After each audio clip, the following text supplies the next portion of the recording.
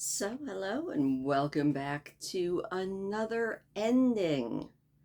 Yes, indeed, we have made it to the end of another book. It seems like these public domain books go way faster than the other ones did. That might change. I don't know. We've got three choices that I am going to be putting up tonight, probably before this video goes up. I will be putting it up once I get this last chapter uploaded. But yeah, we'll have three more choices. One of them is one that I've gotten since the last poll went up. I figured it looks good. We'll see. I don't know what any of them are really about. Heidi is going back up on the poll. One of these days we'll get around to reading her. I know nothing about Heidi other than Shirley Temple played her. I don't think I even saw the movie. So I know nothing about Heidi. But that's how I end up going into most of these public domain books. Anyway, as you can see, it's sunny. It's not as hot as yesterday, so I'm going to give 3 cheers for that. And we have hopefully some wrap up because the end of that, yeah, Sherlock got his man, kinda. I mean, we never saw a body. But it kind of left me feeling unsatisfied. So I'm really glad that we have one more chapter that hopefully will clear everything up. So that's what we're going to do. We're going to jump back in and we are going to finish off The Hound of the Baskervilles by Sir Arthur Conan Doyle, who I'm now going to have to look around and see if I can find more books by. And chapter 15, the final chapter, is titled A Retrospection. That sounds promising.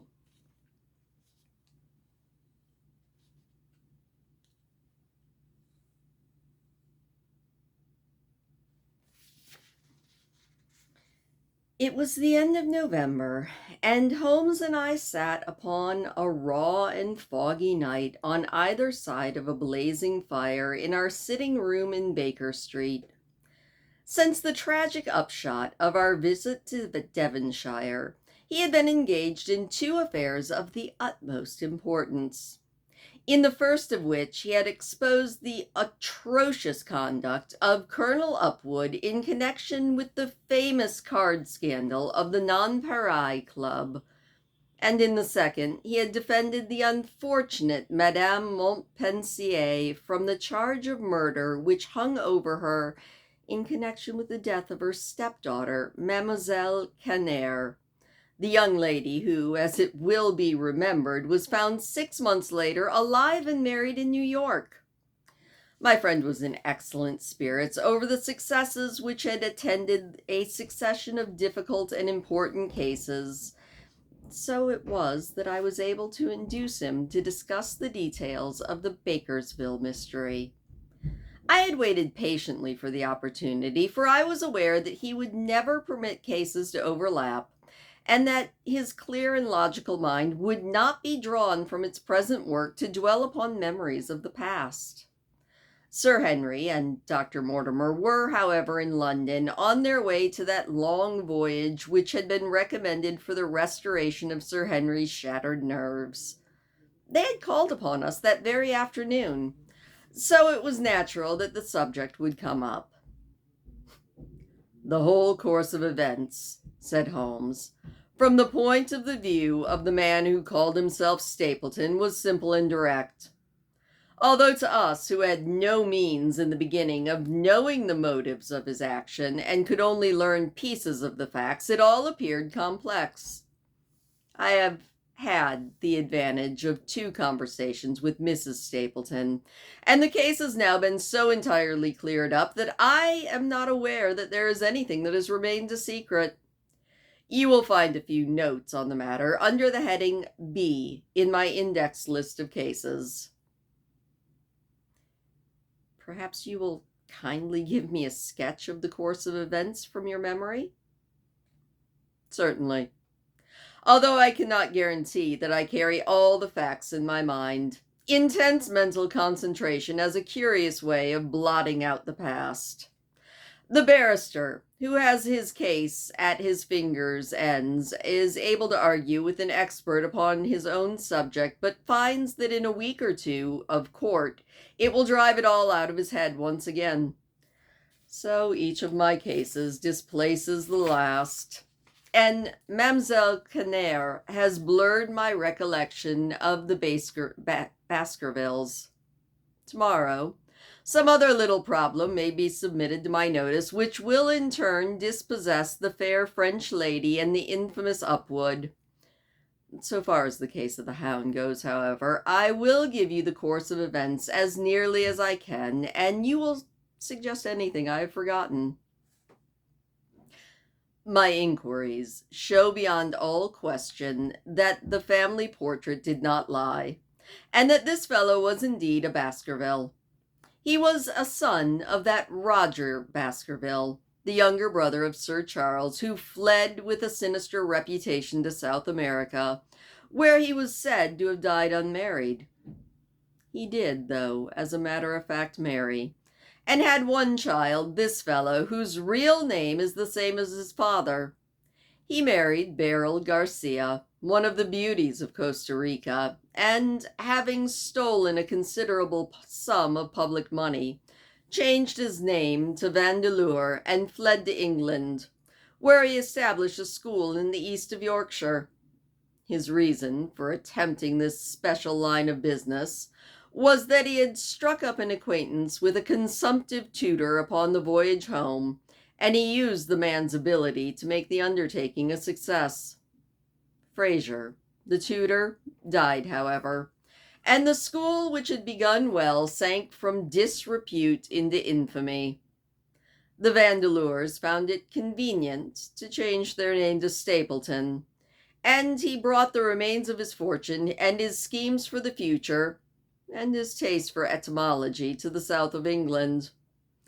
I learned at the British Museum that he was a recognized authority upon the subject, and that the name of Vandeleur, which has been permanently attached to a certain moth which he had in his Yorkshire days been the first to describe.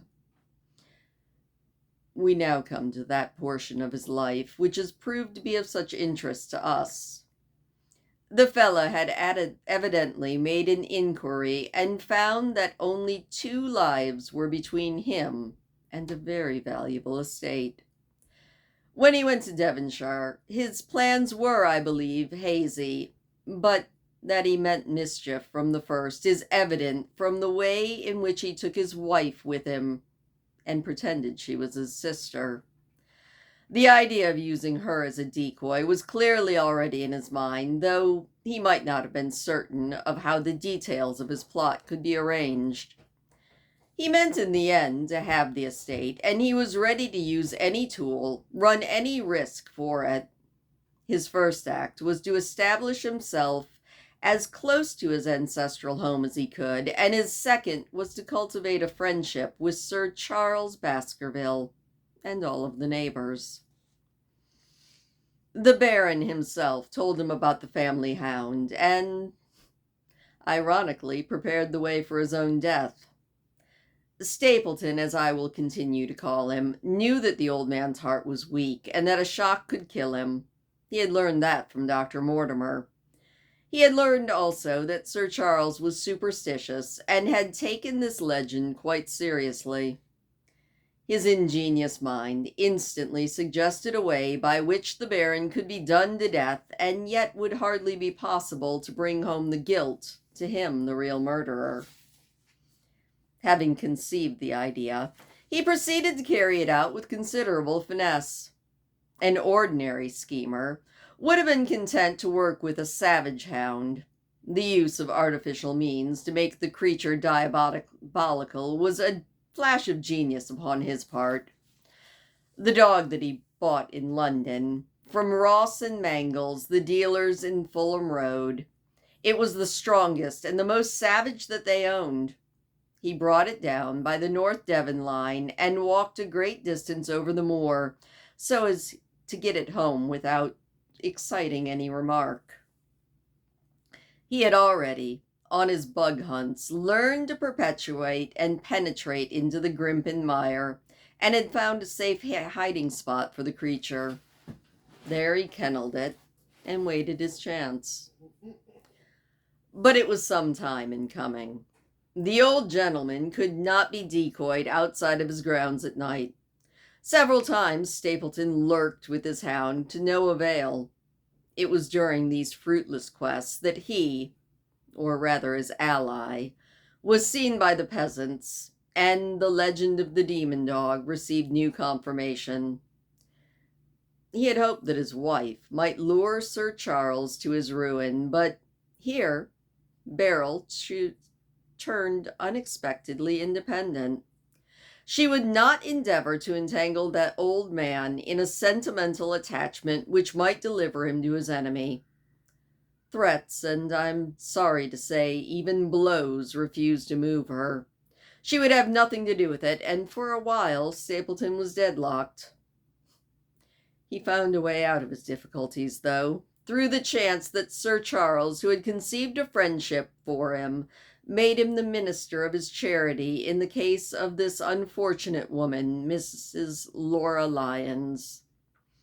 By pretending to be a single man, he acquired complete influence over her, and he gave her to understand that in the event of her obtaining a divorce from her husband, he would marry her.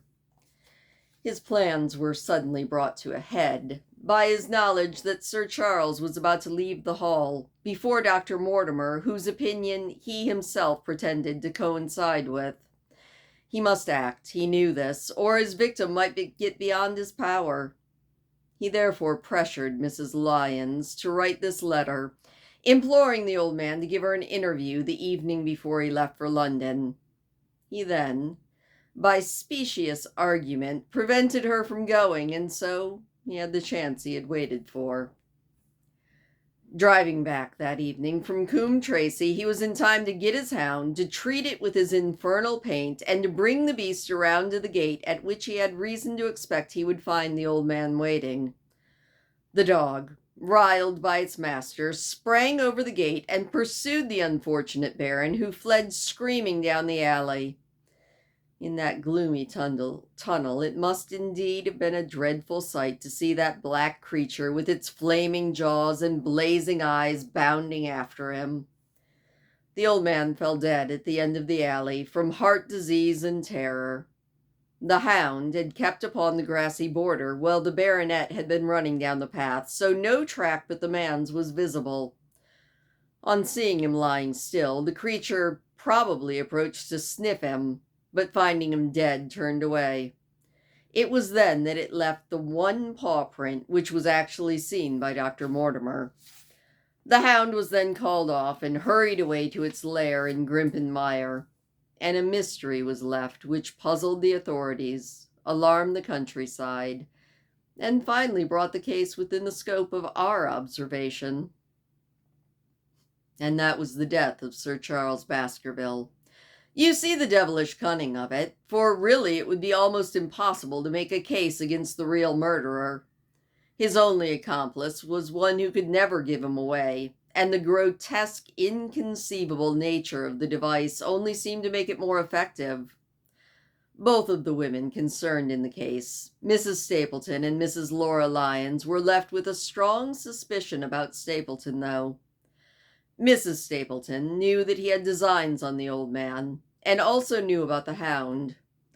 Mrs. Lyons knew neither of those things, but had been impressed by the death occurring at the time of an uncancelled appointment which was known only to him. However, both of them were under the man's influence, and he had nothing to fear from them.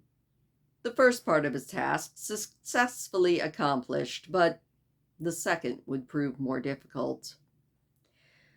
It is possible that Stapleton did not know of the existence of an heir in Canada. In any case, he would soon learn it from his friend Dr. Mortimer, and he was later told all the details about the arrival of Henry Baskerville. Stapleton's first thought was that this young stranger from Canada might possibly be done to death in London without ever coming to Devonshire at all. He didn't trust his wife, since she had refused to help him in trapping the old man, and he dared not leave her long out of his sight for fear that he should lose his influence over her. It was for this reason that he took her to London with him. They lodged, I found out, at the Mexiborough Private Hotel in Craven Street, which was actually one of those called upon by my agent in search of evidence. Once he was there, he kept his wife imprisoned in her room, while he, disguised with a beard, followed Dr. Mortimer to Baker Street, and after to the station and the Northumberland Hotel. His wife had some inkling of his plans, but she was in such fear of her husband, a fear founded upon brutal treatment, that she dare not write to warn the man who she knew to be in danger. If the letter should fall into Stapleton's hands, her own life would not be safe.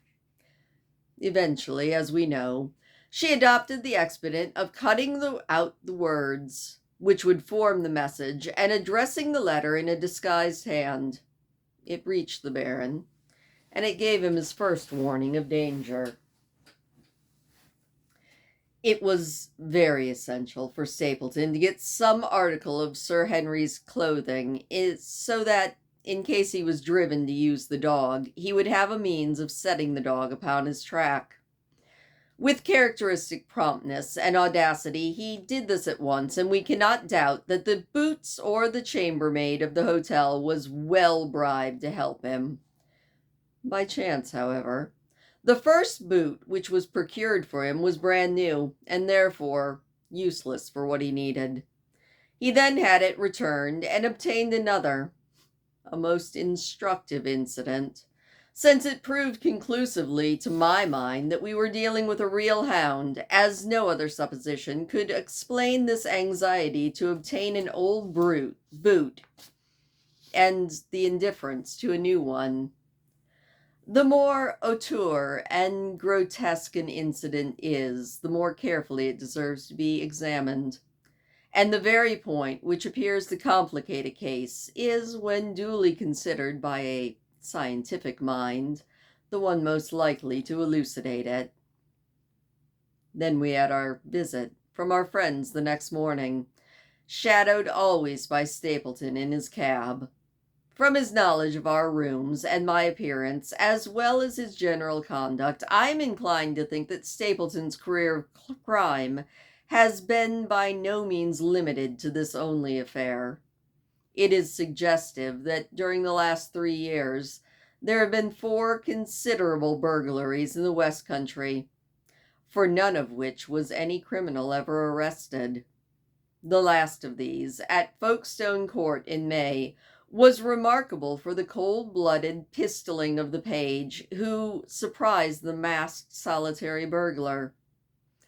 I have no doubt that Stapleton recruited his resources in this fashion, and that for years he has been desperate and dangerous.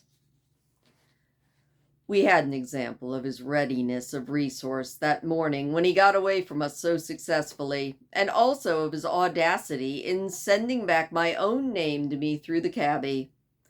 From that moment he understood that I had taken the case in London, and therefore there was no chance for him there. He returned to Dartmoor and awaited the Baron. "Wait a minute," I said.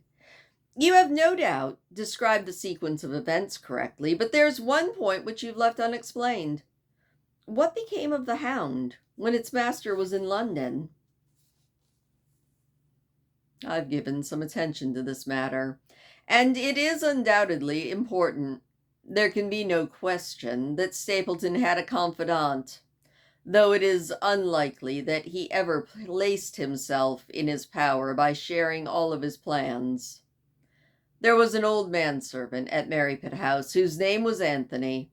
His connection with the Stapletons can be traced for several years, as far back as the schoolmaster days, so that he must have been aware his master and mistress were truly husband and wife.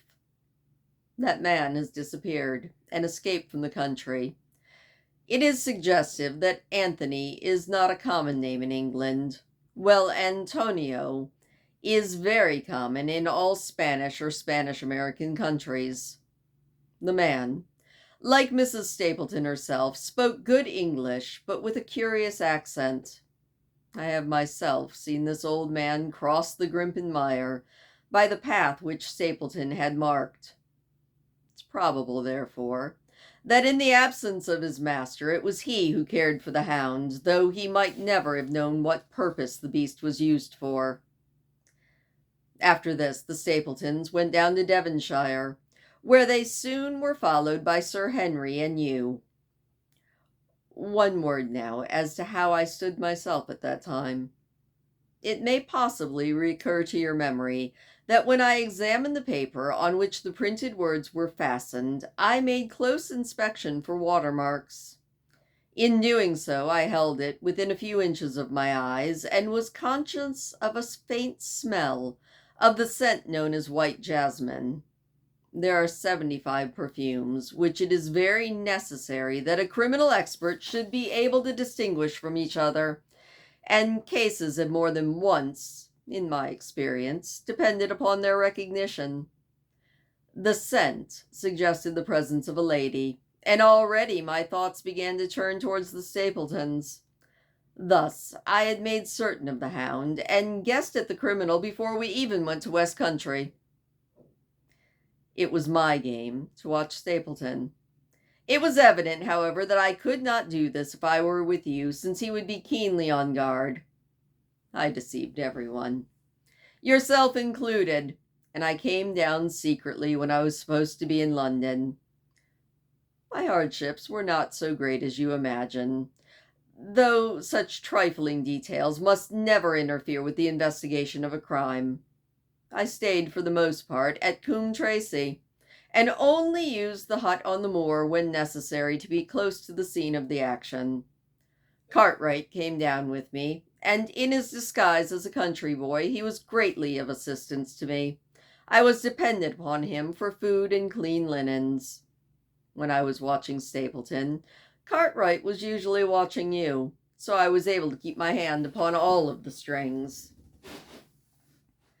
I have already told you that your reports reached me quickly, being forwarded instantly from Baker Street to Coombe Tracy.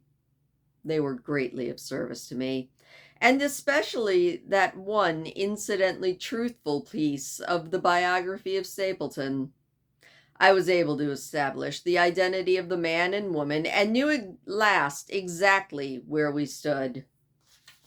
The case had been considerably complicated through the incident of the escaped convict and the relations between him and the Barrymores, though. This also you cleaned up in a very effective way, though I had already come to the same conclusions from what I had seen. By the time you discovered me on the moor, I had complete knowledge of the whole business, but I had not a case which could go to a jury. Even Stapleton's attempt upon Sir Henry that night, which ended in the death of the convict, did not help us very much in proving murder against our man.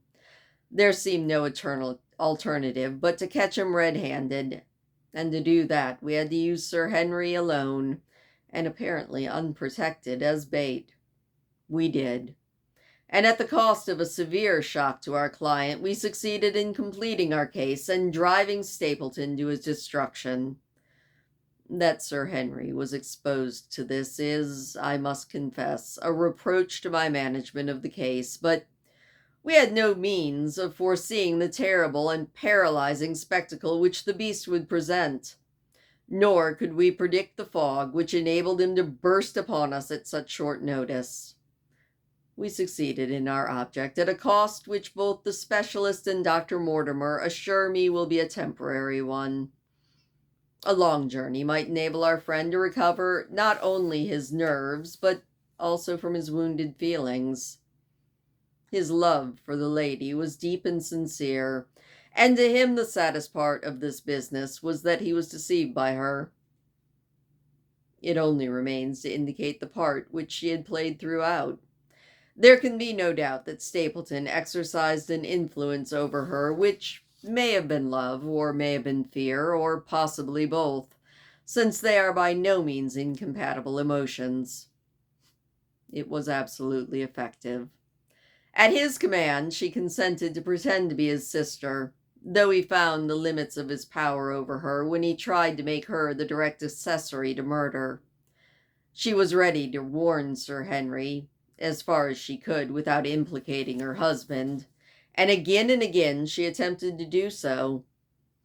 Stapleton himself seems to have been capable of jealousy, and when he saw the Baron courting the lady, even though it was part of his own plan, he could not help interrupting with a passionate outburst which revealed the fiery soul that his self-contained manner completely concealed. By encouraging the intimacy, he made it certain that Sir Henry would very frequently come to Merripit House, and that he would sooner or later get the opportunity that he desired. On the day of the crisis, though, his wife suddenly turned against him. She had learned about the death of the convict, and she knew that the Hound was being kept in the outhouse on the evening that Sir Henry was coming to dinner. She taxed her husband with his intended crime, and a furious scene followed in which he showed her for the very first time that she had a rival to his love. Her fidelity at that instant turned to hatred, and he saw that she would betray him. So he tied her up so that she could have no chance to warn Sir Henry, and he hoped, no doubt, that when the whole countryside put down the Baron's death to the curse of his family, as they probably would, that he could win his wife back to accept an accomplished fact and to keep silent on what she knew. In this fancy, that in any case he made a miscalculation, though. And I think that had we not been there, his doom would have been none less than has been sealed. A Spanish woman does not condone such an injury lightly. And now, my dear Watson, without referring to my notes, I cannot give you a more detailed account of this case. I do not know anything essential, though, that has been left unexplained. He couldn't hope to have frightened Sir Henry to death, not the way he did with his old uncle. The beast was savage and half-starved. If its appearance did not frighten its victim to death, at least it would paralyze the resistance offered. No doubt. There only remains one difficulty. If Stapleton came into the succession, how could he explain the fact that he, the heir, had been living unannounced under a different name so close to the property? How could he have claimed it without causing suspicion? It's a formidable difficulty, and I fear you ask too much if you expect me to solve it. The past and the present are within my field of inquiry, but what a man may do in the future is a hard question to answer. Mrs. Stapleton has heard her husband discuss the problem several times. There were 3 courses. He might claim the property from South America, establish his identity before the British authorities there, and obtain the fortune without ever coming to England at all. Or he might adopt an elaborate disguise during the short time that he needed to be in London again. Or he might furnish an accomplice with the proof in the papers, putting him up as the heir, but retaining some claim upon his portion of the income. We cannot doubt, from what we know of him, that he would have found some way to do it. And now, my dear Watson, we have had some weeks of severe work, and for one night I think we may turn our thoughts to more pleasant channels. I have a box for the Huguenots. Have you heard the De Risques? Might I trouble you, then, to be ready in about 30 minutes, and then we can stop at Mancini's for a little dinner on the way. And that is the end of the book. I feel like it ended with Watson being asked on a dinner date. They make a cute couple. Not saying that they were or weren't, but I definitely think that they make a very cute couple. Although I don't know that I could put up with someone like Sherlock Holmes for very long. I think that he would drive me batty, so hats off to you there, Watson. You do good. I liked that book. I'm going to have to see if I can find some more by Conan Doyle because that was good. It was interesting, it was engaging. I may grow to not like Sherlock Holmes even more because the man is a bit of a snob, but he's smart. And I guess a lot of very, very smart people are snobs. But that was very enjoyable. I hope that you enjoyed it as much as I do. If I missed anything in the book, let me know down below because sometimes when I'm reading, I don't see every side of the story. A lot of times it takes me 2 or 3 times of reading a book to really get different angles at everything, but that was pretty good. I'm glad that Beryl was not completely guilty, although I'm terribly sorry that she had to suffer under such a unpleasant man. And that, dear friends, brings us to the end of another saga. Now, we're going to start our new book probably on Sunday, either Sunday or Monday. We're going to be starting our new book, whatever it's going to be. I will get the poll put up, but our choices are... That was my drum roll. Our choices are, yet again, The Winning of Barbara Worth, which from what I have read on Goodreads and things is not so much a love story or romance. It seems to be a historical book about the settling of the area between Las Vegas and California. Interesting. Sounds interesting. This next book that is our choice is by Albert Payson Terhune. It was written in a very long time ago, and I'm not going to lie, I got it because it's about a dog.